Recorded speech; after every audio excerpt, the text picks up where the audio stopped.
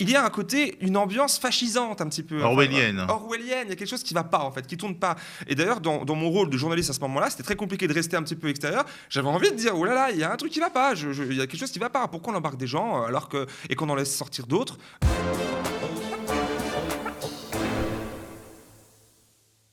Salut Gémile. Salut Théo. Alors hier, tu as couvert les manifestations qui ont eu lieu dans les rues de Paris. Raconte-nous.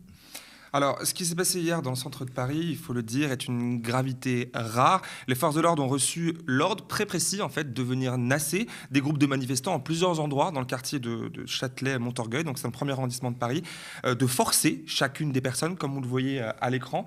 Là, il y a plusieurs, on voit à l'écran là, plusieurs groupes. Là, c'est la rue Montorgueil, donc à côté des Halles, où il y a un centre commercial assez géant. Ici, c'est la rue Montmartre, où il y a plusieurs groupes. Et là, on voit, par exemple, à l'écran, des personnes nassées de manière mobile jusqu'à la station de métro Étienne Marcel. Donc on force les gens à entrer dans le métro sans la possibilité de se mouvoir librement. Ou alors on arrête comme là une manifestante de manière absolument arbitraire. Là c'était à la rue aussi Montorgueil un peu plus tard dans la soirée. Alors, vu que tu as une carte de presse et que pour l'instant elle protège un peu plus dans certaines situations, même si elle ne protège pas totalement. On a des témoignages, notamment de certains de nos journalistes qui nous ont expliqué que ça avait été chaud même pour eux. Ouais. En tout cas, ça protège un peu et tu en as profité pour entrer dans la NAS pour en savoir plus. Oui, alors déjà un point sur la carte de presse, effectivement, j'ai travaillé plusieurs années sans et maintenant que je l'ai depuis 2 ans, ça change la chose, effectivement. N'empêche que comme ça, au doigt mouillé, un policier sur 3 ne voulait pas me laisser passer, ne me disait que ça ne marchait pas avec la carte de presse, donc il a fallu insister, etc. Donc c'est pas magique, mais ça aide. Ensuite, certains policiers intimident, que ce soit les manifestants, les personnes qui ne le sont pas, ou les journalistes, etc. Et en réalité, il y avait au moins 4 NAS, en fait. Tu parles de NAS, là, il y avait au moins 4 NAS, comme je l'ai montré à l'instant, 2 rues Montorgueil, une rue Montmartre et une autre côté Forum des Halles, sans doute d'autres dans le quartier, lui, littéralement occupé par un dispositif policier absolument conséquent, beaucoup plus conséquent. Je rappelle qu'il y avait quelques centaines de manifestants et bien plus de forces de l'ordre. Et en arrivant un peu après 18h, vu que ça a commencé à 18h, 2 manifestants que j'ai croisés dans la première NAS, rue Montorgueil, m'ont expliqué ce que j'avais loupé quelques minutes plus tôt. On les écoute. Donc dis-moi, vous disiez que vous étiez après 400, c'est ça? Ouais, 400, 500, on était dans la rue et ils nous ont bloqués. Et après, il y a eu ils ont gazé les gens et après, ça a un petit peu forcé. En fait, en 2, on était à peu près 400. Ouais. Ils nous ont séparés en 2, donc il y a un côté qui est là-bas, un côté qui est ici. Et tout de suite, en fait, ils ont gazé pour que tout le monde parte. Et voilà, mais en fait, tout le monde attend derrière. Donc là, on attend pour faire une manifestation pacifique et justement demander nos droits, en fait, et juste faire une manifestation comme on a envie de le faire. Et de toute façon, le gouvernement va tomber, c'est sûr. Demain, vous n'êtes plus là. Dans cette NAS, justement, dans laquelle tu as pu entrer, tu as rencontré des personnes qui, en réalité, n'étaient pas des manifestantes, qui étaient prises au piège, en quelque sorte, dans une sorte de gigantesque absurdité. Oui, effectivement. Alors là, c'était la première NAS. J'ai pu entrer et sortir dans plusieurs assez librement, même s'il fallait quand même forcer les passages.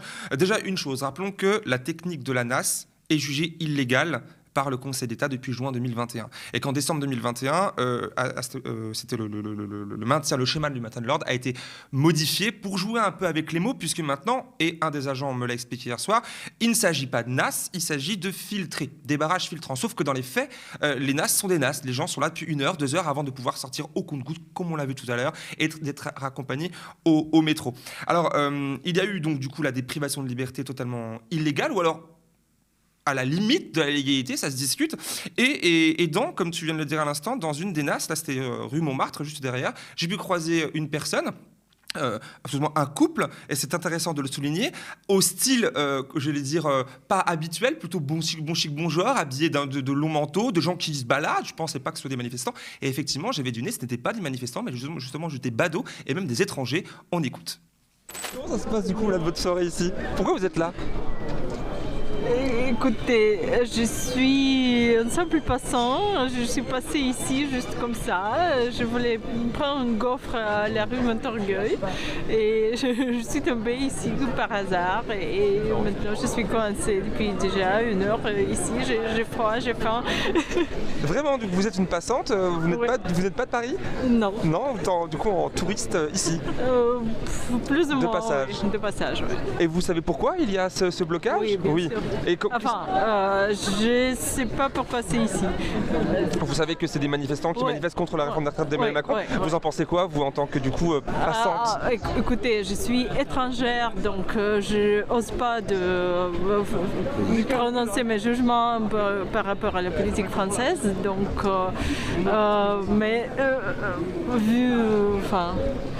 vu l'altitude de police, ça me passait étrange. Pour vous, c'est au minimum étrange? Écoutez, je suis de la dictature. je connais comment la police fait tout à fait la même chose dans mon pays. Qui est d'ailleurs, si je peux vous demander? La Russie. La Russie. Et donc j'ai fui à cause de ça, des attitudes de police. Et donc j'étais coincée dans la même situation ici. C'est un peu bizarre pour moi. Mais enfin, moi j'ai l'habitude quand même. C'est malheureux, quand même. Merci en tout cas. Merci à vous. Alors ce témoignage est assez frappant, mais tu en as recueilli d'autres également. Effectivement, j'ai pu croiser beaucoup de personnes. En fin de soirée, un jeune homme, alors qu'il n'y avait plus personne, et j'étais encore identifiable en tant que journaliste, est venu vers moi, un peu paniqué, en me disant « Ma copine a été prise par la police, je ne comprends pas pourquoi, elle est partie, je ne sais comment je fais, pouvez m'aider ?» Il y a eu beaucoup de témoignages comme ça. Une passante aussi, une femme, un peu du même style, du même genre. Faut pas se fier aux apparences, évidemment, mais on le sait, les quartiers parisiens, l'ouest parisien est plus bourgeois que l'est, etc. Bon, je ne vais pas rentrer dans les détails, mais là, on voit que le centre est quand même plus bourgeois. On n'est pas dans le 18e, on n'est pas ici comme à Montreuil, par exemple, et on voit des profils de personnes qui ne sont pas manifestantes et qui se font quand même arrêter par la police. On va voir des magnétos un peu plus tard, ou tout du moins contrôlés, et ne pas comprendre ce qu'il se passe, même s'ils savent un peu l'ambiance. Et ça, c'est une leçon qu'on pourra retenir ici, où il y a ce petit fossé entre finalement une classe un peu dominante, où les gens qui peuvent être assimilés à cette classe-là, peu touchés ou pas touchés par la répression policière, ou tout du moins l'expérience de manifestations sur le terrain qui se passe un petit peu musclées ou à la limite de la légalité, et qui ici en font l'expérience puisque ça se passe chez eux, dans leur quartier. Alors il y a eu aussi, donc on peut rappeler que la préfecture de police de Paris a déclaré 17 arrestations hier soir. Ce sont des chiffres officiels, même si j'ai un peu l'impression d'en avoir constaté plus. Alors peut-être qu'elles étaient toutes rue Montorgueil au moment où j'y étais, bon, peut-être éventuellement. L'ambiance que j'ai pu voir et vivre était étrangement calme. Il n'y avait pas de débordement, les personnes étaient coopérantes, mais les gens étaient comme hébétés, que ce soit sur les terrasses de café qui n'étaient pas fermées pour la plupart. J'ai même pu voir des commerçants offrir des verres à des gens pour les faire patienter ou les protéger dans l'enceinte de leur établissement. On peut voir ça sur mon fil Twitter. Et des jeunes femmes se faire arrêter aussi avec les RBT. Je vous propose de regarder l'une d'entre elles. Bonjour mademoiselle, excusez-moi, vous êtes accompagnée quelque part, vous êtes arrêtée, qu'est-ce qui se passe? Je n'ai aucune idée. C'est-à-dire? Je ne sais pas ce qui se passe. Qu'est-ce qui se passe? Je sais pas.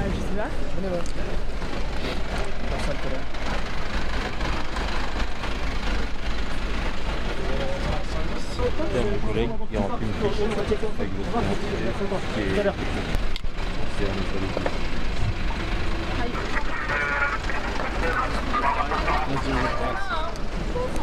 Ça va bien se passer, tranquille.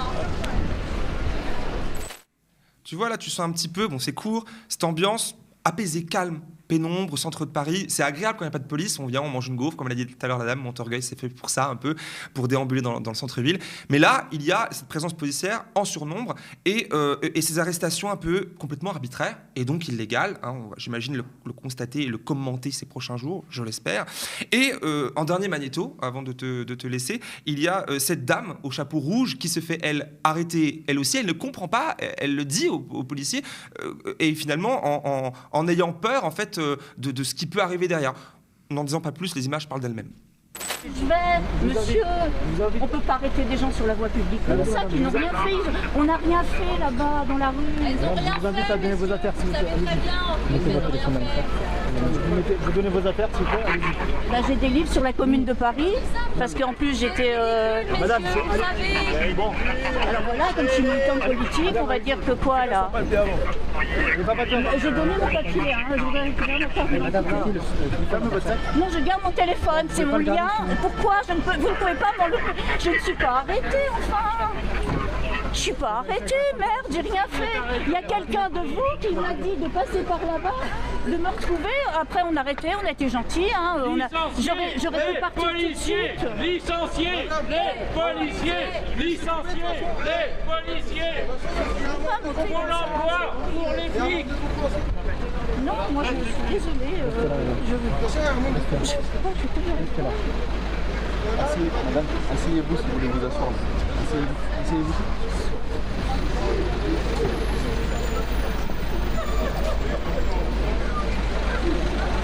Tiens, c'est le Juliette.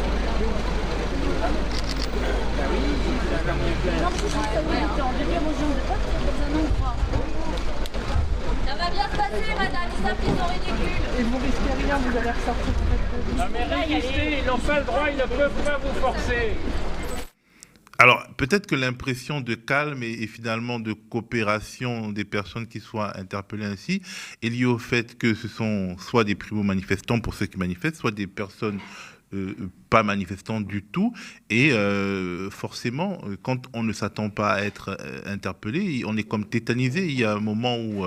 ben oui, on se laisse faire parce que déjà, le dispositif est impressionnant, il y a beaucoup de personnes, il y a un calme environnement, il n'y a pas d'atmosphère de révolte générale qui peut nous pousser à exprimer encore plus fort notre révolte. Il y a quelque chose comme ça. C'est particulier. Cette scène-là, je voulais absolument la montrer aujourd'hui parce qu'elle est, je trouve, très perturbante. C'est calme, tout se passe calmement, que ce soit les personnes interpellées, que ce soit les personnes qui interpellent, les policiers et les policières, qui disent aux personnes, qui leur disent « mais je ne suis pas manifestante », ou alors « je le suis, mais pourquoi? J'ai rien fait, j'ai chanté la Marseillaise, est-ce que c'est grave?